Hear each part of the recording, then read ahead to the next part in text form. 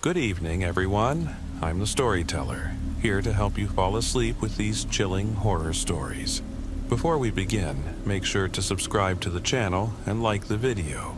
I'd love to know where you're watching from and what time it is, so feel free to leave a comment. When you're ready, get comfortable and relax. It all started. I want to begin by saying that everything I know about my roommate is that she's a young woman in her 20s. A quiet, reserved person who works from home exclusively during the late-night hours. During the day, she sleeps undisturbed, which is obviously necessary since her job keeps her active all night. I, on the other hand, am a single man in my 30s who works in an office about 30 miles away from my new place, and I usually sleep during the late hours when she's awake. At first, the situation seemed ideal. I found the ad for the available room on Craigslist, a deal that sounded unusually cheap for a single-family home in a suburb of Cleveland, Ohio. The house itself is an old but well-maintained duplex from the 1950s, nestled in a quiet suburban neighborhood where thick walls and high ceilings evoke a sense of times past. During the viewing, I met the landlord, Mr. Thompson, who didn't even live on the property, as he resided in another town.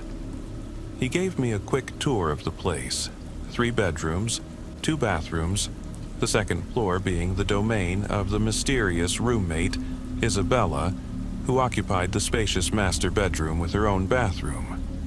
Along with an extra unused room, there was also her private retreat at the far end of a long corridor. During the tour, Mr. Thompson suggested that I take the larger room on the ground floor. It's right next to a private bathroom and doesn't share a wall with anyone else.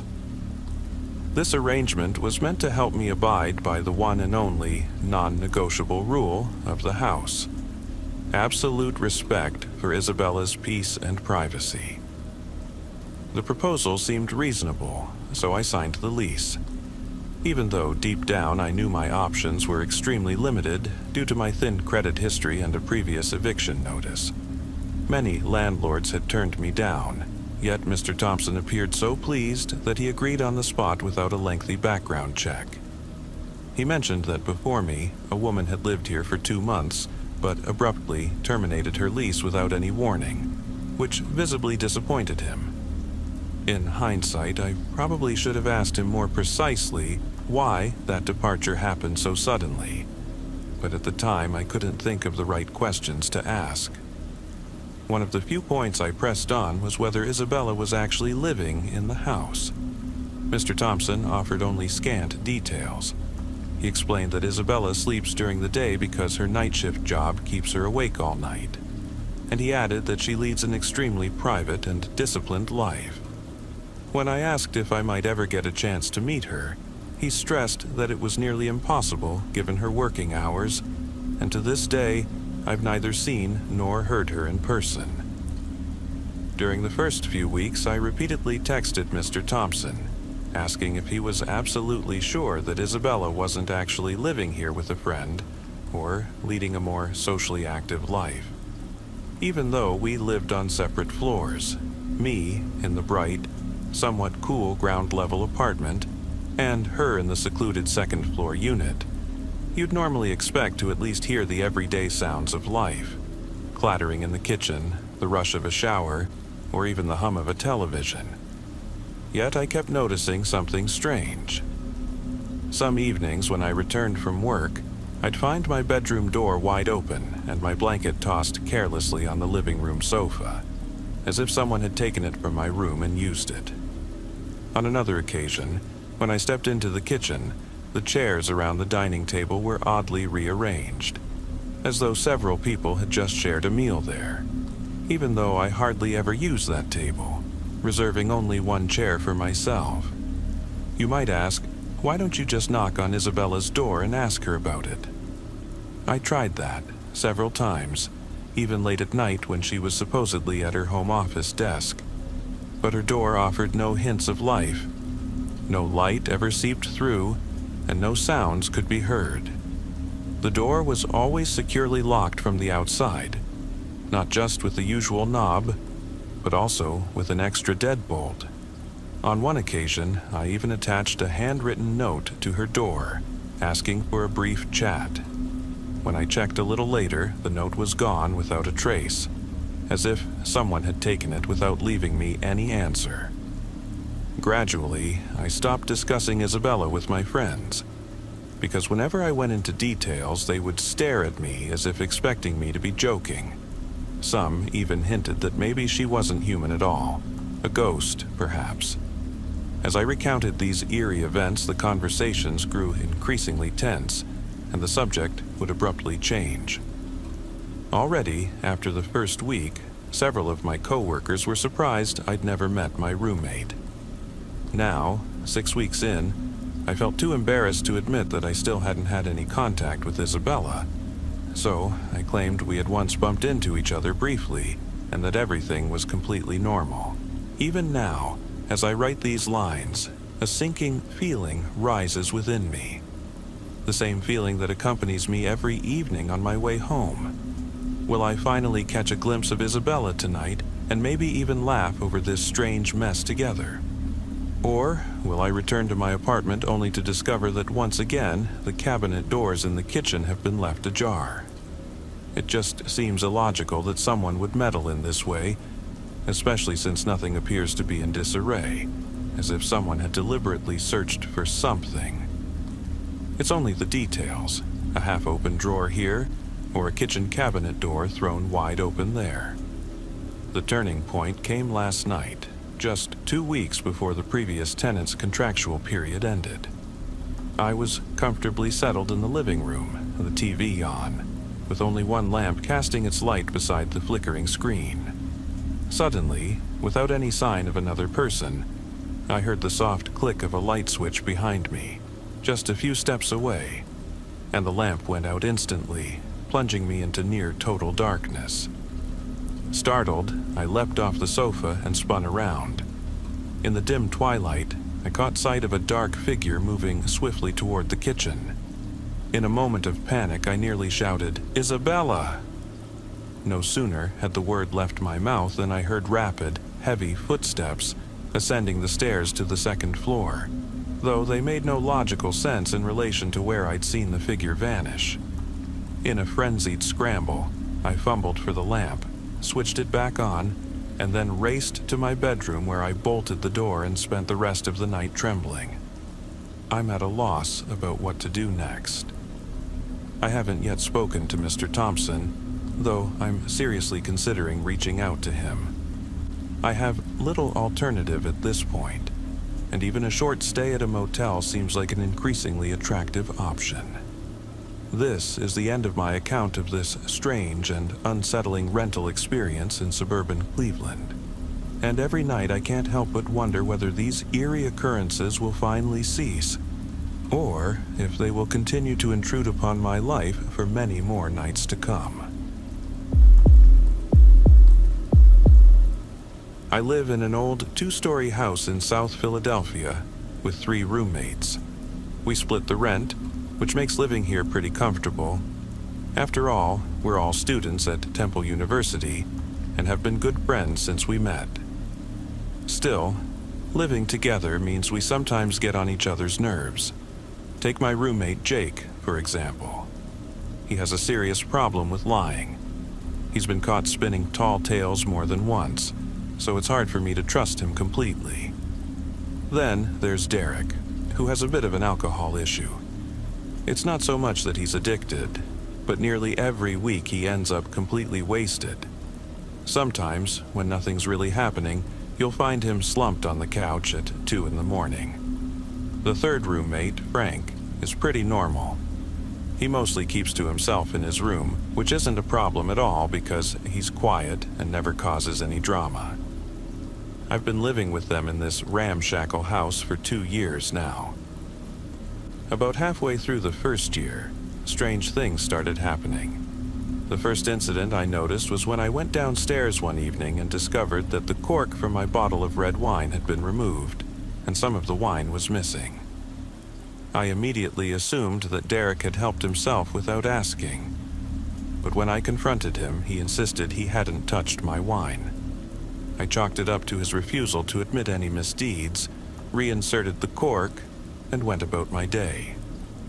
However, the same thing happened repeatedly over the next few weeks. The same bottle, the missing cork, and a missing sip of wine. It annoyed me to no end, and I accused my roommates of playing a joke on me, but all of them vehemently denied any involvement.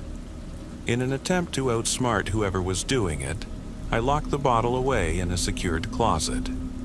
Yet, just a few days later, I found once again that the cork had been removed and the wine nearly finished. These incidents kept occurring throughout the year, and without any explanation, I eventually decided to ignore them. The following months were relatively calm until another bizarre occurrence took place. In our house, each of us has an assigned shelf in the shared pantry to store our food. A system meant to prevent anyone from accidentally eating someone else's groceries. So, you can imagine my surprise when I noticed someone had been dipping into my peanut butter. Every time I opened the jar to make a sandwich, a generous portion had been scooped out. When I asked my roommates, they told me that food, chips, sodas, granola bars, and so on, had been mysteriously disappearing from their shelves as well. Although this worried me, I initially didn't think much of it. We often have friends over, so it could have easily been one of them. I made it crystal clear that my food was off limits unless someone asked first, but nothing changed. As the year went on, even stranger events began to unfold. At night, I kept hearing eerie scratching sounds. Sometimes they seemed to come from the first floor, other times right outside my door. It was pitch dark, and I couldn't see anything, but the sounds echoed off the walls in a hair-raising way. Everything spiraled completely out of control one day after the first year had passed. I was home alone. The others had all gone away for the summer.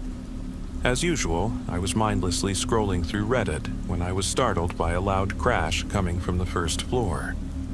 Even though my room is upstairs and I can hear almost everything in this old house, the noise seemed to come from what used to be Jake's room downstairs. The strangest part, though, was a muffled, gruff voice cursing. A deep, growling tone that sounded like it belonged to an older man. My blood ran cold. I wasn't sure whether to call the police or go check it out myself. Living in a rough neighborhood, I initially assumed someone had broken in, but it was midday, and any neighbors out on the street would have noticed an intruder immediately. Nothing made sense. Despite my better judgment, I decided to check if maybe one of my roommates had returned early. I left my room and called out, "Hello?" But there was no answer. After waiting for 5 minutes, I cautiously made my way downstairs. Jake's room looked unchanged, except that his closet door was left open. The shirts hanging on the rack appeared to have been haphazardly shoved aside. When the others eventually returned, I recounted the incident over a few beers. We all had a good laugh. I must have let my imagination run wild. A whole semester passed without any further bizarre incidents. Life seemed to return to normal, until that one night changed everything for me. It was 4:35 a.m. I was lying in bed, absorbed in a book, trying hard not to think about the next day's classes. My bedside lamp was on, and I was just about ready to get some sleep when I heard a distinct thud coming from the roof. Normally, I would have panicked, but since we'd been dealing with a rodent problem for a while now, I assumed it was just raccoons trying to get into the attic. Then I heard it. Unmistakable curses. A low, rumbling voice spitting out a string of expletives. I leaned forward in bed and called out, "Hello?" This time, I received an answer. Outside my window, at first there was nothing but darkness. Then suddenly, a face appeared that I will never forget. The man had a scruffy, thick black beard, glaring yellow teeth, and a bald head. His nose was crooked, as if it had been broken. But the most terrifying thing about him were his eyes, bloodshot and burning with an almost maniacal gleam. I was paralyzed with fear. He grinned at me, snapped his teeth, and then, in a deep, droning voice, commanded, "You close the windows. Open them, open them, open them." Without a second's hesitation, I jumped out of bed and raced downstairs to wake my roommates. This man didn't seem at all afraid of being seen. He just wanted to get inside. I immediately called the police, but by the time they arrived, the stranger had vanished. The following nights I spent trembling at my parents' house, barely catching any sleep because it felt as though this man had broken into our home more than once. During the following week, the police took samples and searched the house, and with a heavy heart, I returned to that cursed building. I couldn't shake the thought of what this man might have done if he had actually broken in. One night, while I was talking with Jake and Derek, Frank still hadn't come back, they told me that for the past year they'd heard strange creaking sounds coming from above my room. Determined to put my mind at ease and to make sense of these unsettling events, I began doing some research in my spare time. I talked to our neighbors about the previous tenants of the house. That's when I learned that, aside from a long line of students like us, there had been one peculiar resident, a guy they used to call Psycho Willie.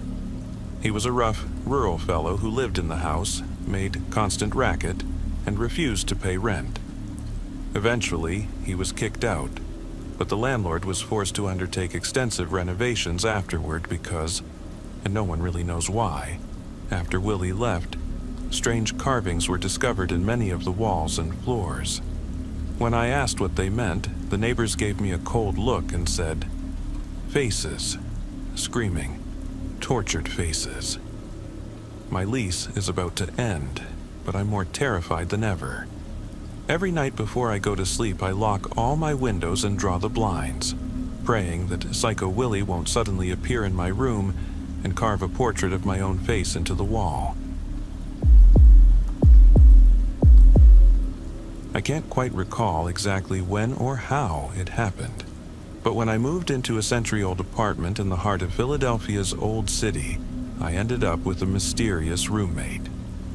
Locals say the building's history is as twisted as the alleyways outside, and I suppose that might explain her strange habits. They say she's supposed to be a nice person, or at least that's what I've been led to believe. I've never truly seen her face, only heard her subtle presence around the apartment. What strikes me most is how inexplicably efficient she is at keeping the place in pristine condition. I often wonder if she's channeling the obsessive spirit of a bygone era. No matter what chaos ensues, the apartment remains immaculate. Perhaps she's a compulsive cleaner, or maybe it's something more, like the ghost of Philadelphia's storied past lending a hand. I try to do my part, but she's always one step ahead. I often find that she finishes tasks before I even have a chance to think about them. Honestly, as someone who's been wrestling with depression for years, those spotless surroundings are a rare source of comfort. Without her uncanny interventions, my life in this historic brownstone, one I nearly snagged for a steal during a market crash, would descend into complete anarchy. One day, driven by a mix of curiosity and resentment, I decided to test just how strict her cleaning regimen was. I deliberately created little messes, tossing my dirty laundry in the narrow, creaking hallway, letting my unwashed dishes pile up in the antique porcelain sink. At first, it was only minor disruptions, akin to the everyday disorder of city life. But soon, I escalated. I began deliberately knocking over knickknacks, even breaking a few treasured items, and left the shards scattered without any attempt to clean up.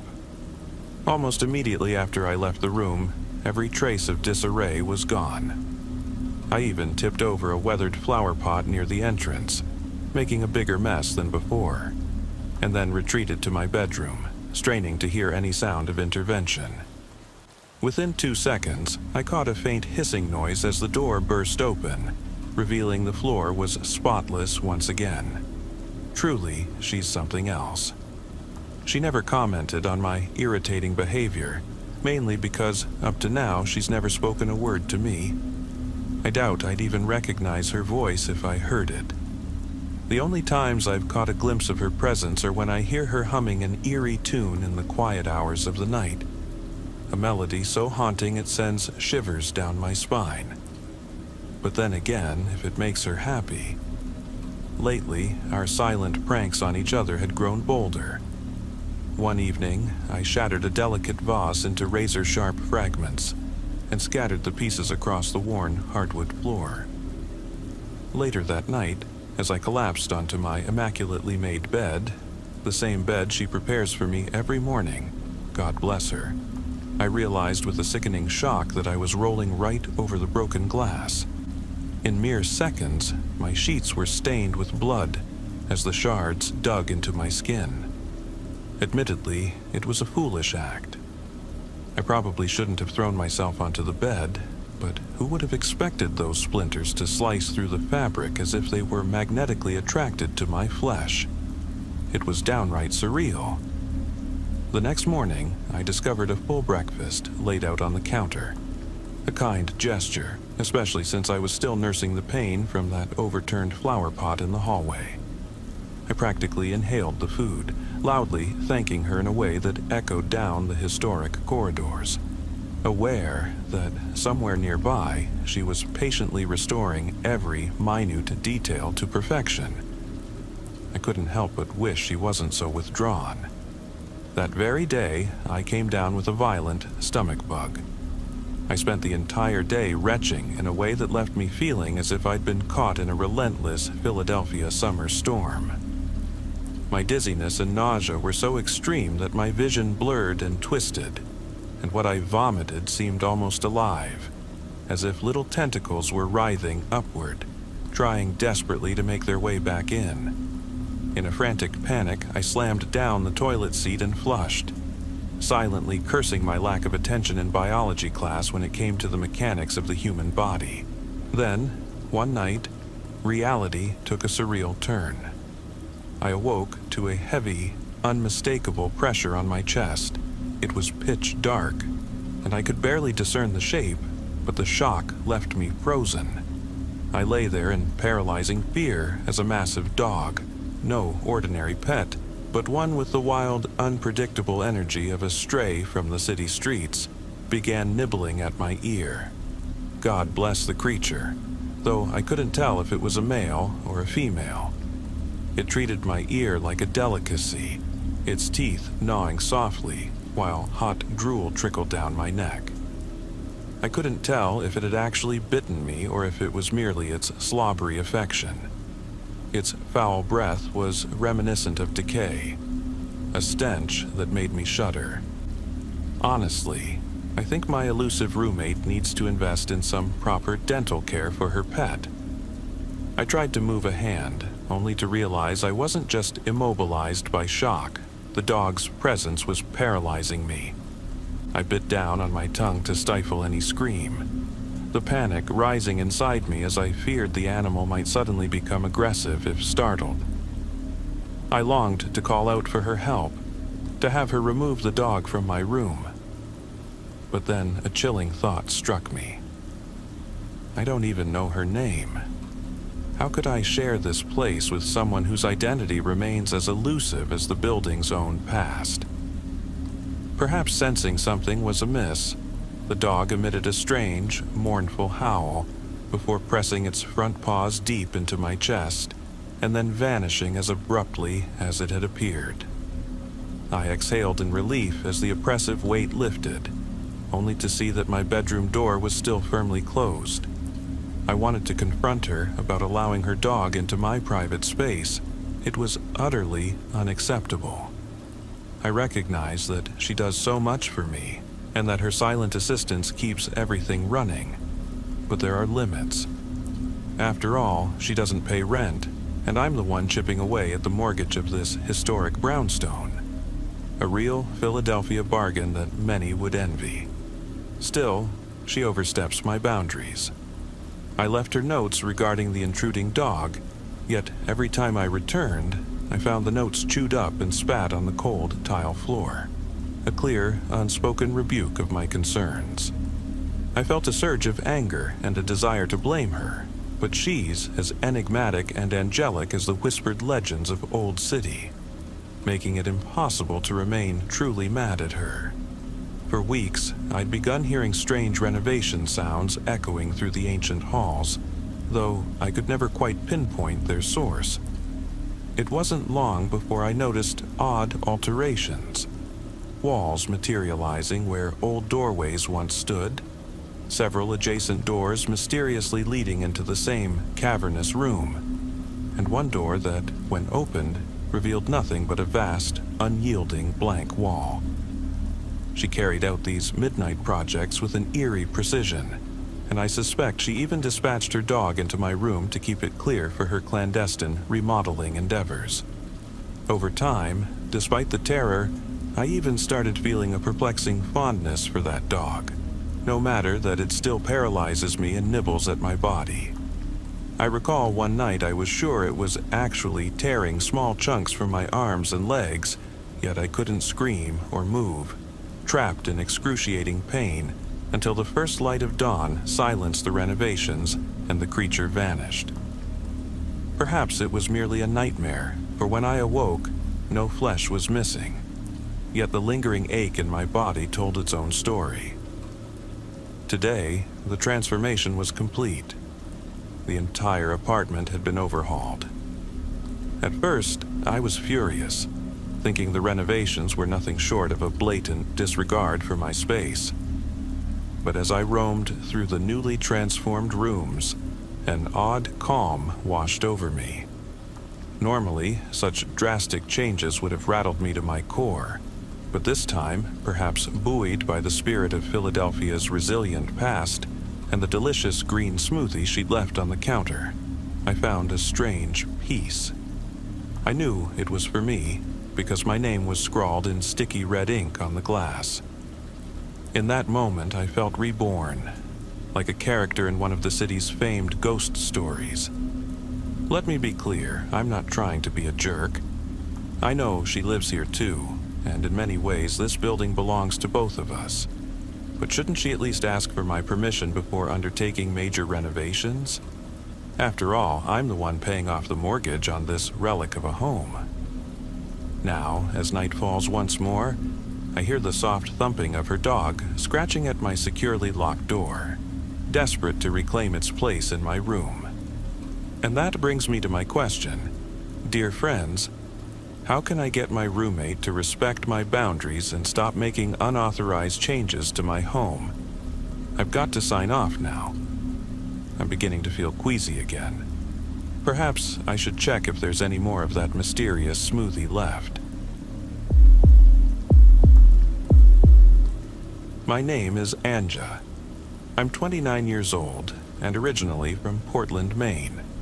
My life took a drastic turn when I accepted a new job in Boston, a city famed for its rich history, cobblestone streets, and centuries-old brick buildings. But instead of romance and inspiration, the harsh New England winter brought me a shared, living nightmare I never could have imagined.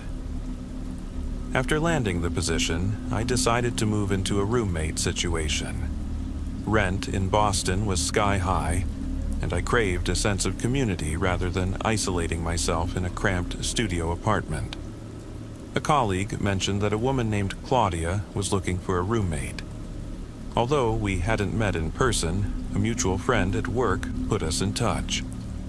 Claudia came across as polite, yet somewhat aloof during our emails, phone calls, and video chats.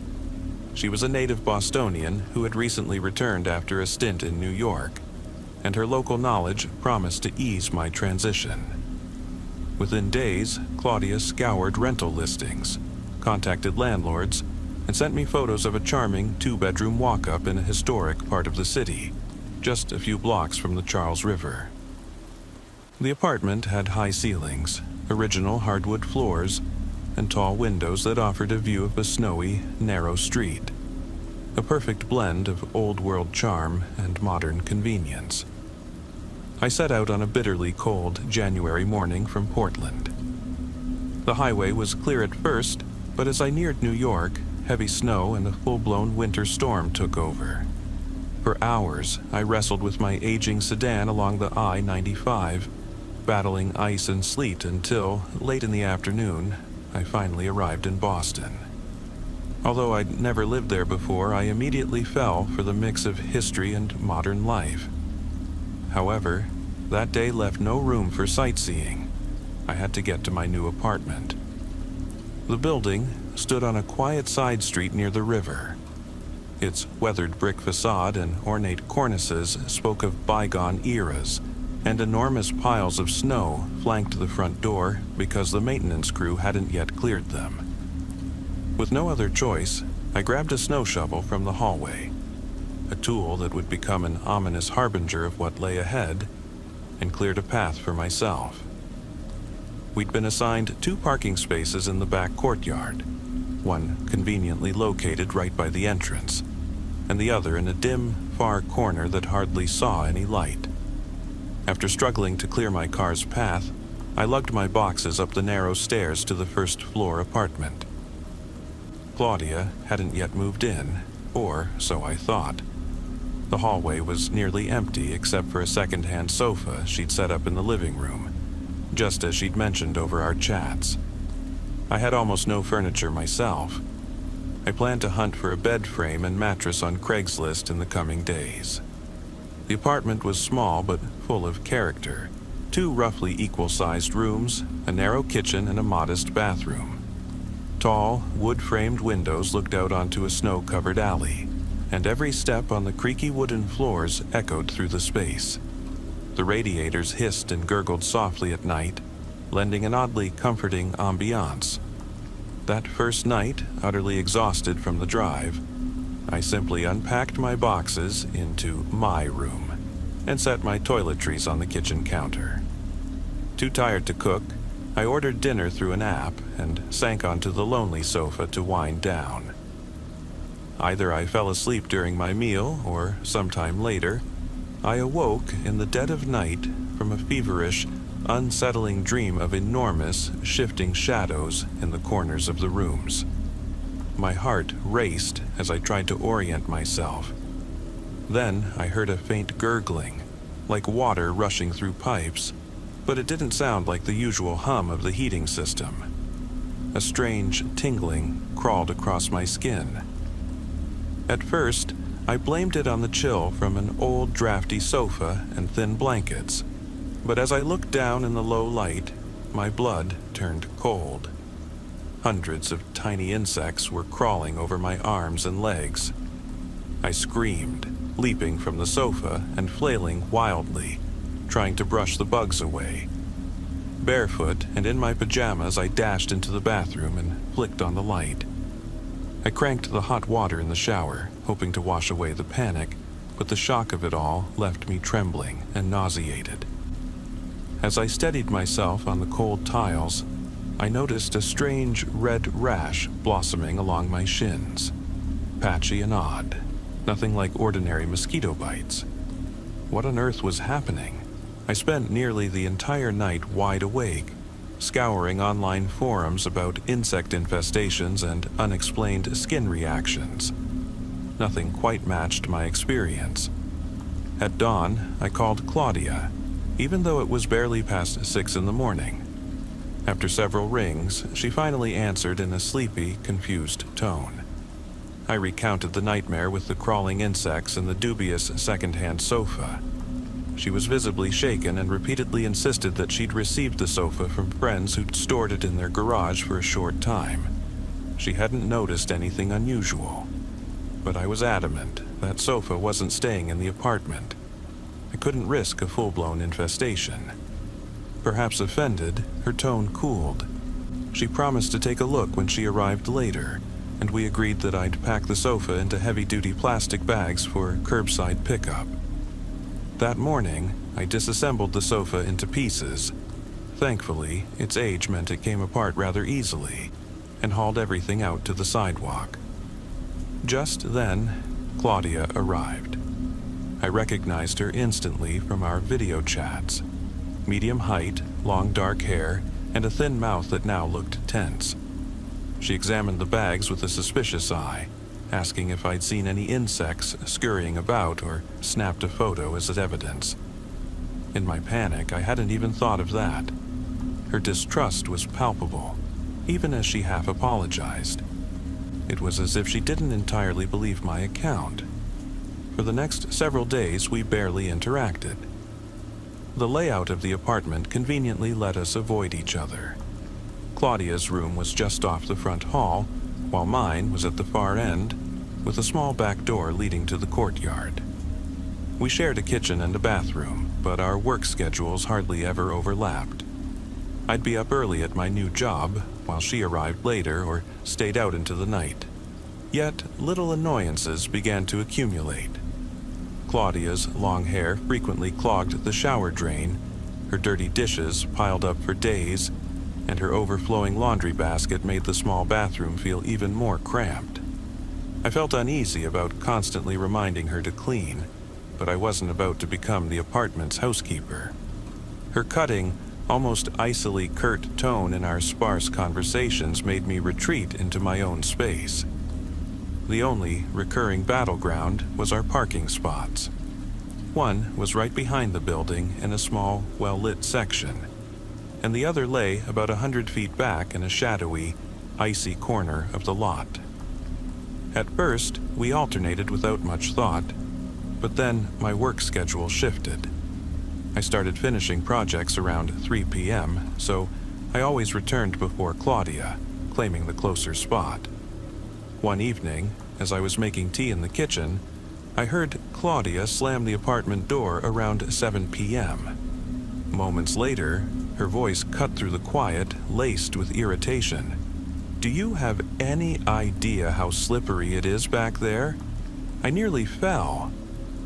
"Please be careful," I murmured, trying to keep things light. She glared at me, muttered something, and retreated to her room.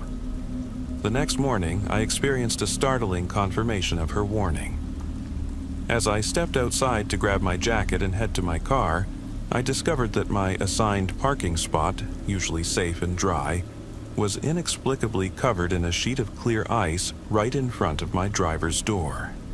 My feet slipped, and I tumbled hard onto the asphalt.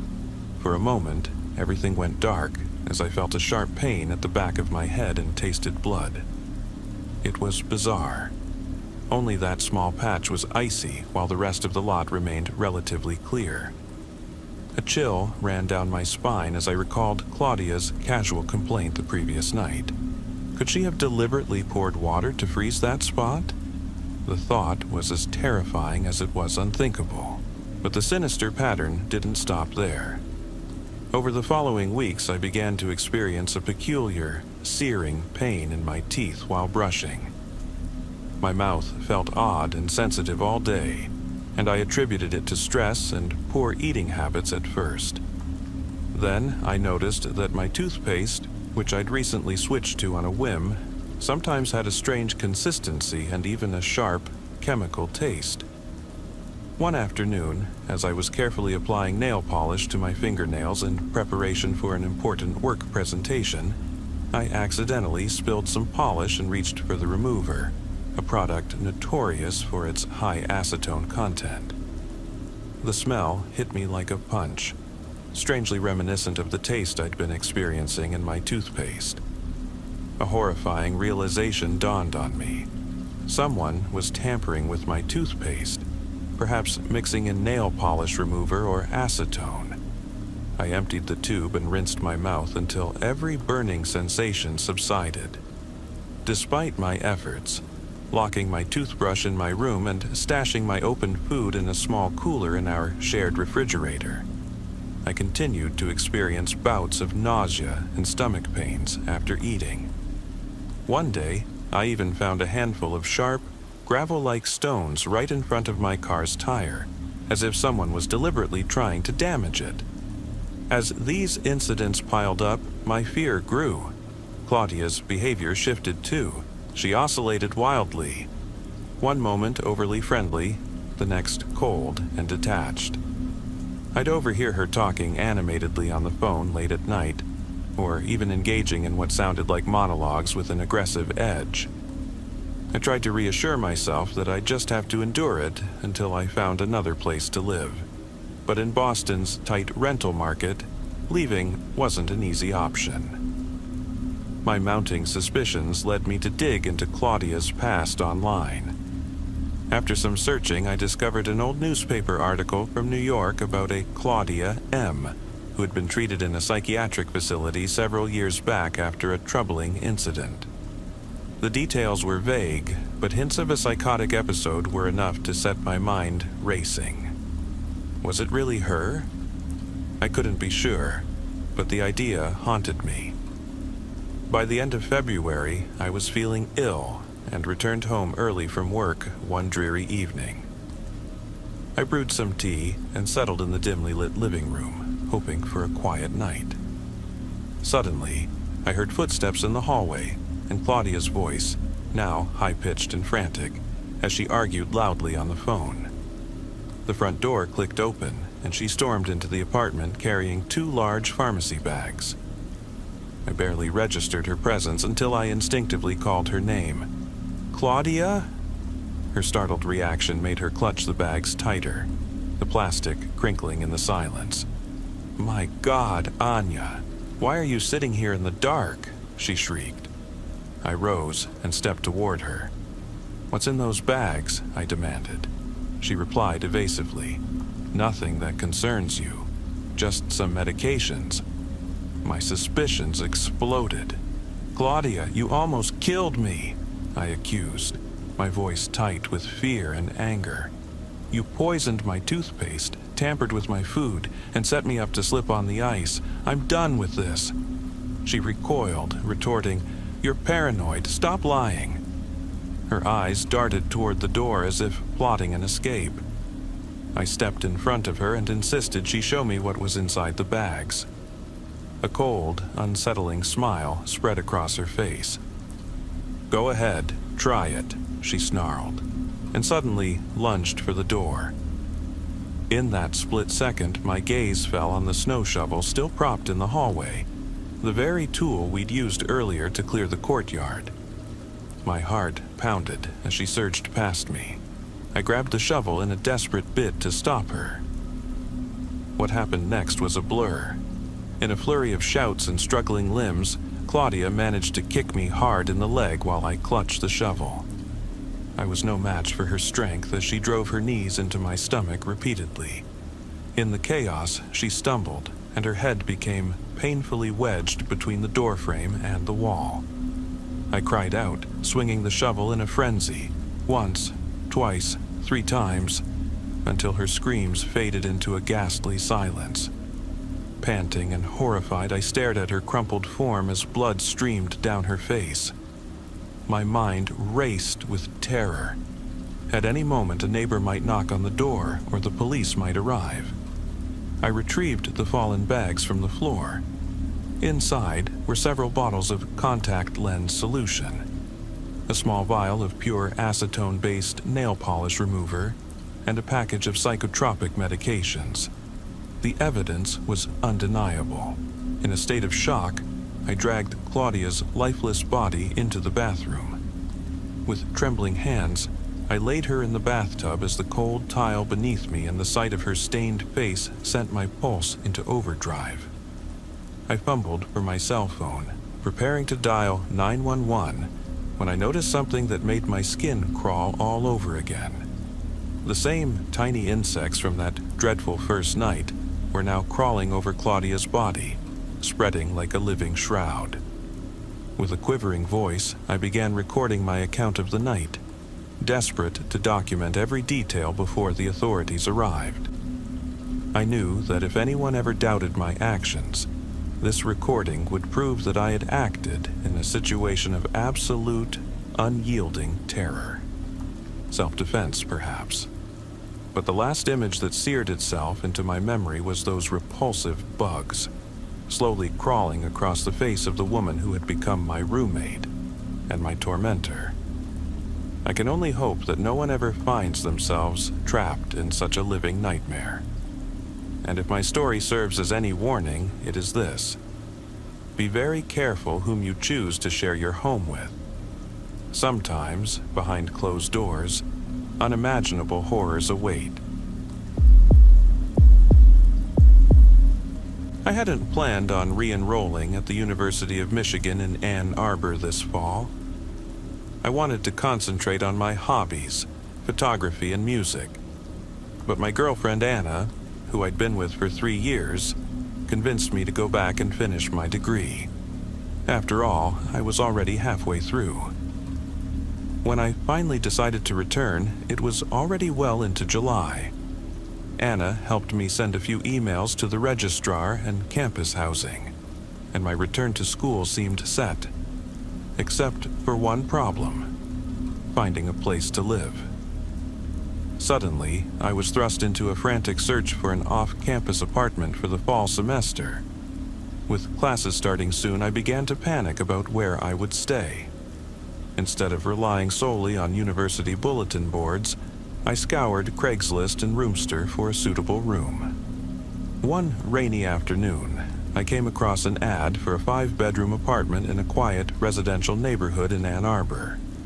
4 roommates were seeking a 5th person, and without hesitation I reached out and left my contact details. The photos promised a spacious, light-filled apartment with modern amenities. Exactly what I needed. A month later, I finally moved into the aging brick building that housed our apartment. I met my roommates, Frank, Erica, Bridget, and Amelia, and classes began. The building was typical of Ann Arbor's older residential quarters, with creaky wooden floors and narrow hallways, yet it exuded a certain nostalgic charm. But about 3 weeks after moving in, things took a sinister turn.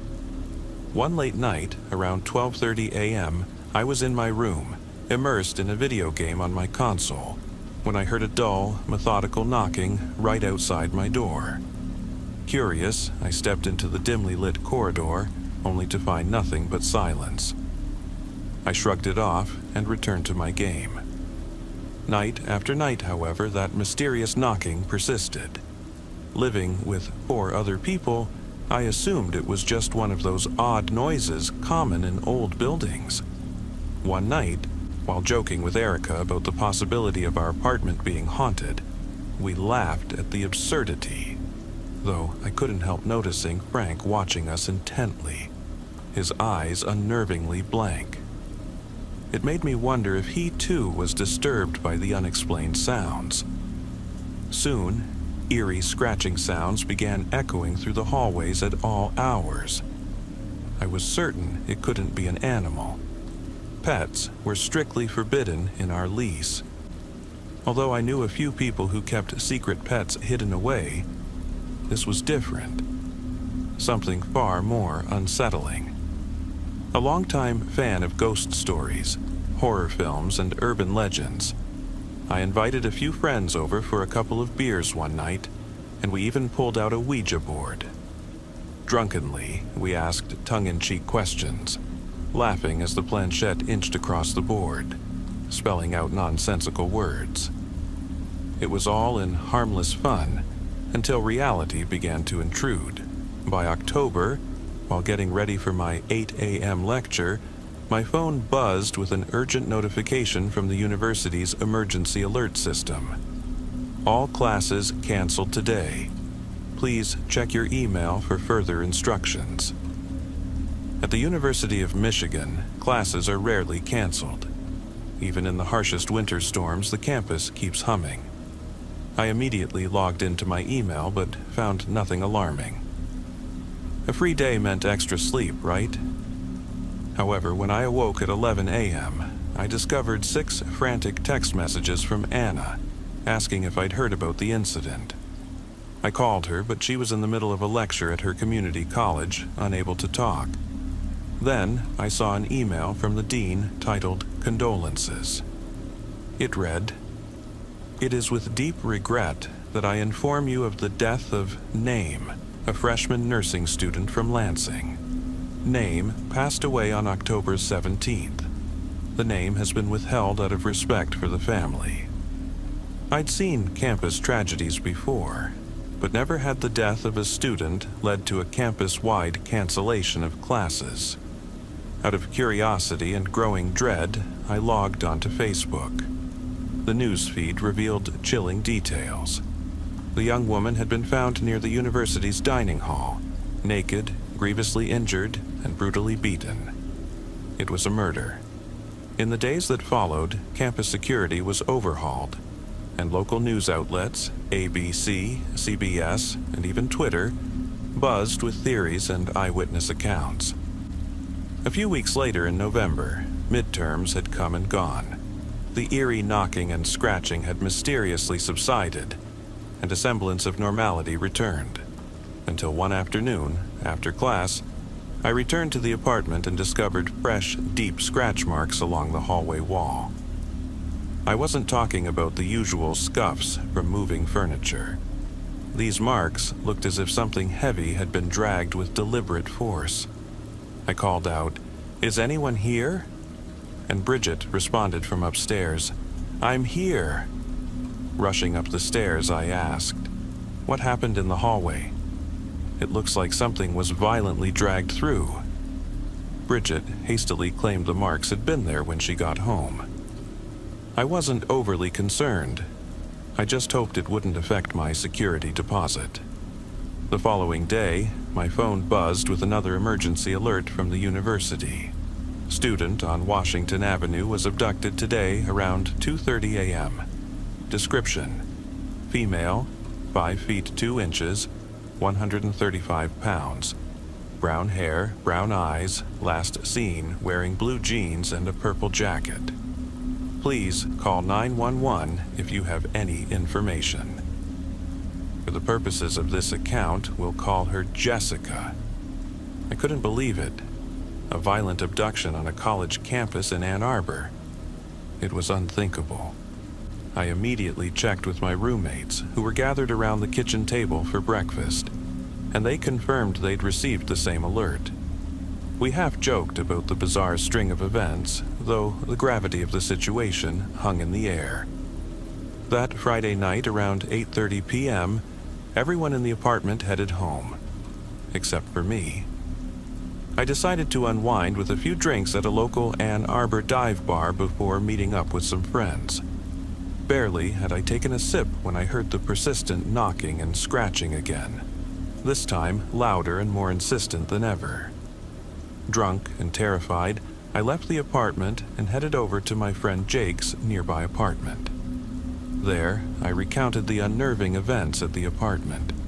Jake, equally unsettled, suggested that after a few more drinks at the bar, we should head back together to investigate. By 1:30 a.m., after several shots and pints, Jake and I, still a bit woozy, made our way back to our apartment building. Let me describe the place. It was located in an old, multi-family building in a quiet Ann Arbor neighborhood, occupying the top 2 floors directly above another unit. Entering the building through a modest front porch, you'd climb a narrow staircase to the first floor, the shared entrance to our apartment. Along the way, a small closet held coats and shoes. On the first floor, we had a living room, a kitchen, a long hallway, a bathroom, and the rooms of Frank and Erica. The second floor housed Bridget's and Amelia's rooms. Jake and I returned, still nervously chuckling about the strange noises, and began wandering aimlessly through the apartment. Suddenly, I had a hunch. The small closet in the stairwell might hold secrets. I opened it and rummaged through coats and shoes. Nothing unusual at first. Then, I noticed fresh scratch marks in a secluded corner, identical to those I'd seen in the hallway. Following the trail, I realized they abruptly stopped at a particular spot on the wall. I beckoned Jake over, and even in his drunken state, he gave the wall a hard kick. The sound reverberated down the corridor. Our curiosity was piqued. We started searching for a hidden mechanism or secret panel. I wish we had simply walked away. In the far corner of the closet, we discovered a small, almost imperceptible handle. Hesitantly, we pulled it, and to our astonishment, a narrow passage revealed itself. leading into a crawl space that extended deep into the building's hidden recesses. We crawled through, emerging onto a cramped, rickety staircase descending into the rear basement. A nauseating stench, like rotten eggs mixed with the tang of an old dairy farm, assaulted our senses. Pitch dark, we used our phones as flashlights. The beams illuminated more scratch marks along the stairs, as if something heavy had been violently dragged down. With every step, the smell grew more overpowering. Finally, the stairs ended abruptly at a massive wooden door. Drunk and overcome by morbid curiosity, Jake and I exchanged nervous glances, shrugged, and stepped inside. The room was vast yet sparsely furnished. Only a few battered tables and folding chairs dotted the bare concrete floor and walls. It was clearly a storage area in the building's basement, abandoned and forgotten. In the far corner of the room, I noticed something that made my blood run cold.